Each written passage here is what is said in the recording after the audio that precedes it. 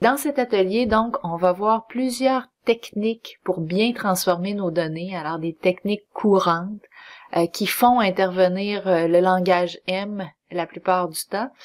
Et donc, en guise d'introduction, on va rappeler à tout le monde comment trouver et interpréter les fonctions M, où utiliser les fonctions M, comment créer et interpréter les fonctions de liste et de table et comment se servir de l'IntelliSense. Alors, dans l'éditeur de requête Power Query, donc, vous pouvez utiliser la formule suivante, égale le signe de dièse shared, alors en minuscule, parce qu'on sait que l'éditeur de requête, c'est sensible à la casse. Et quand vous allez taper shared, ce que vous allez vous trouver à avoir, c'est finalement une liste de toutes les fonctions, vous voyez le shared ici, de toutes les fonctions qui sont disponibles donc dans Power Query. Ce que je vous suggère fortement, c'est de cliquer ensuite sur En table. Ça va convertir le tout ici en table et donc ça va vous donner notamment des menus déroulants pour effectuer des recherches.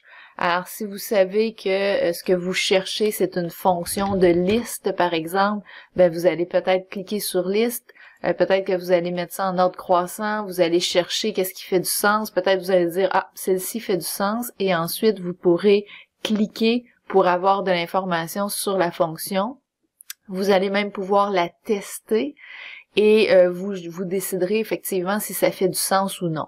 Alors, si vous avez déjà, par exemple, dans ce cas-ci, des données, vous pourrez choisir des données de vos jeux de données disponibles et appliquer les paramètres de la fonction et faire des tests en question. Vous pourriez aussi décider de simplement aller écrire le nom de la fonction que vous voulez tester. Peut-être parce que c'est une fonction que vous retrouvez dans une requête que vous n'avez pas vous-même écrite. Peut-être parce que vous avez été chercher sur un forum une information et on vous parle par exemple de la fonction list.numbers. L'idée, ce serait d'écrire égal le nom de la fonction et sans ouvrir de parenthèse, vous cliquez sur Enter et là, vous allez tomber directement dans la page d'information et encore une fois, vous pourrez faire un test en remplissant les critères demandés.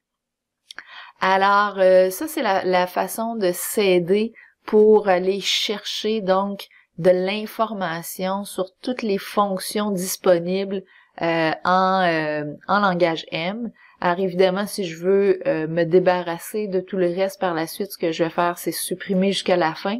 Donc, si je fais ça ici, je vais revenir à mon tableau de départ.